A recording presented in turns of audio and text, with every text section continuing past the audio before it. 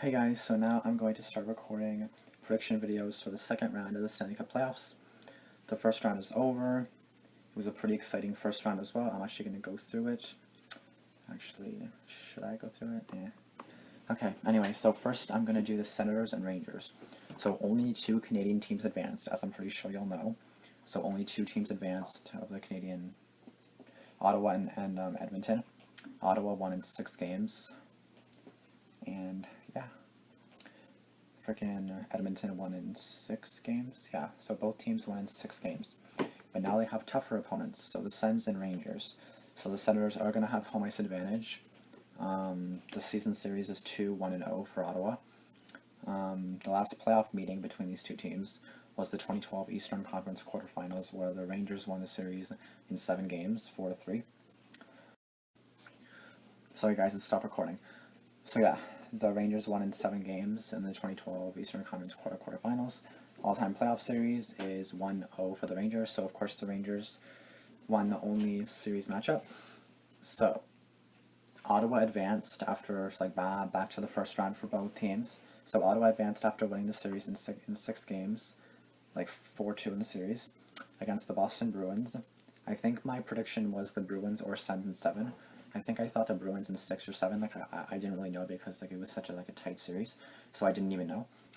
And then New York advanced after winning the series in 6 games as well, 4-3 against the Montreal 4-2, not 4-3, 4-2 against the Montreal Canadiens. Mika Zibenejad actually had one of the goals in the game 5, which I think I mentioned later on. So yeah, they won the series against the Montreal Canadiens 4-2. I don't remember what my prediction was. I don't even know. I think my prediction was New York or something in 6, or in Montreal or in 7, or I don't even know anymore. Probably somewhere around 6 or 7, and then I probably just said Habs or Rangers because I didn't know. So the Senators won 3-2 in overtime in Boston in Game 6 to end the series. MacArthur scored the game-winning goal. In OT. The Rangers beat the Canadiens by defeating Montreal 3 straight times after falling down 2-1 in the series. So they had 3 straight wins, which obviously got them the... some of them are close. I mean, the second win that Montreal got was The second win that Montreal got was 3-1, I think.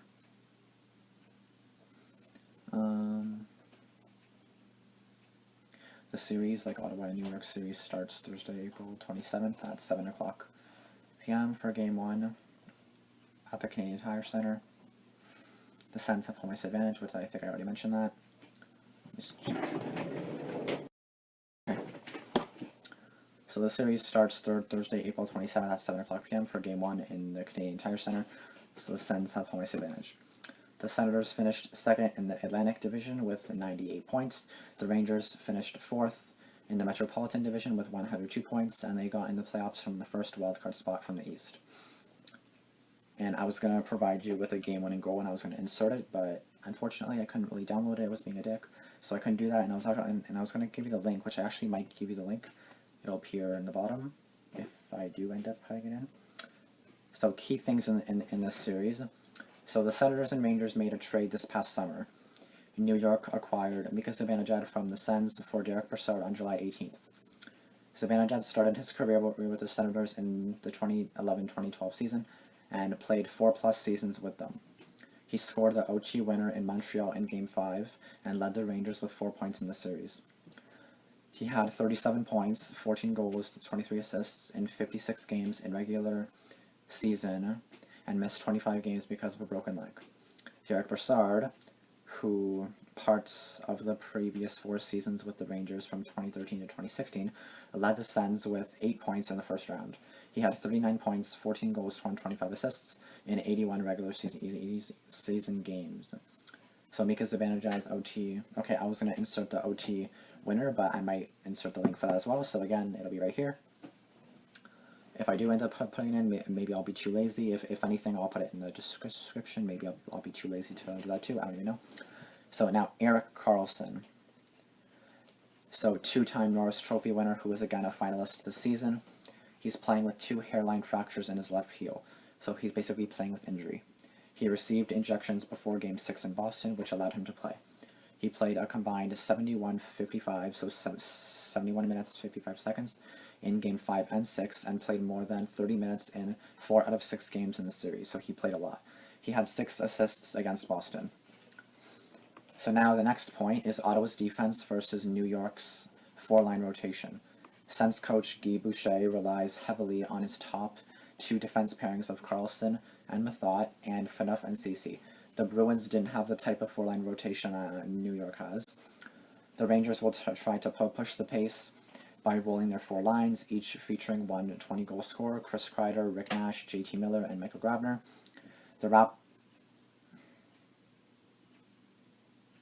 I put the Raptors. The Rangers don't have a true first line. They have 4 good lines. When I saw Raptors, I was like, this is an NHL preview, stupid. Okay. Lundqvist versus Anderson. I can't pronounce his name, like Lundqvist? I don't know how the hell you pronounce it. So Lundqvist versus Anderson. Honestly, Lundqvist is obviously better than Anderson. Both have all been great. Obviously, Lundqvist has the edge, but Anderson has been pretty good too. So Lundqvist's...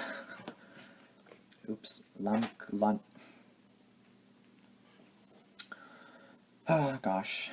Lundqvist is in the midst of his best stretch of the season after an inconsistent regular season.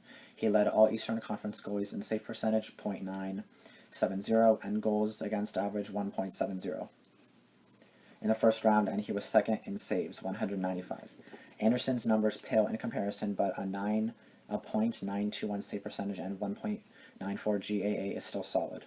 He is also an emotional leader for the Senators. Yeah, his wife has cancer, so he left a bunch during the regular season, and he obviously .970 compared to 9.9. Okay, I'm supposed to say the numbers, not the point. So 970 versus 921 is not that bad, and then 1.7 against 1.994 GAA is not that, it's not that different. So now New York's power play is going to be another key. If the lighting is bad, I'm sorry, my light sucks. The Rangers ended an 0-for-14 stretch on the power play to start out the playoffs by scoring on their only opportunity in Game 6 against the Canadiens. The Senators were 13-for-16 on the penalty kill, 81.3% in the first round, and 5-for-23 on the power play, 21.7%. By the numbers, honestly, I do not have that much for this series. I don't even have that much stuff got down. By the numbers, so 0 goals were the total scored by Kreider and Miller scored in the first round, after combining for 50. So they both had 50 combined in the regular season, and then in the first round, 0. So they're on a slump, I guess. 4 goals the Sens' Bobby Ryan scored in 6 games after scoring 13 goals. So in the 6 games against Boston, after scoring 13 goals in 62 games.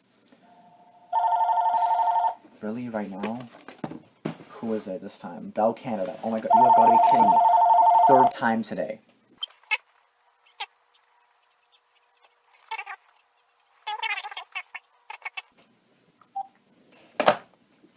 Fucking annoying. They call it 3 times today. Bye bitch, we don't care. We legit don't give a fuck. Bye bitch, I don't care. So, yeah, 8 goals the Sens allowed in the second period in the first round. Only the Jackets allowed more, 10, and then the Rangers allowed 1, so that was the fewest. So the Sens are going to have trouble scoring in the second period. Or, no, so they're going to have trouble scoring in the second period because the Rangers only allowed 1.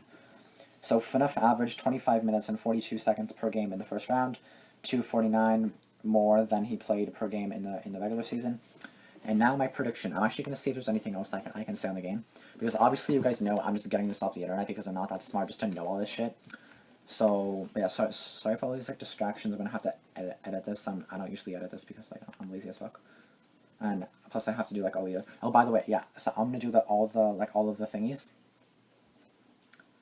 I don't have to, never mind. I don't even know what the hell I'm saying anymore. Okay, let me see if there's anything else I missed here. You've got to be kidding me right now.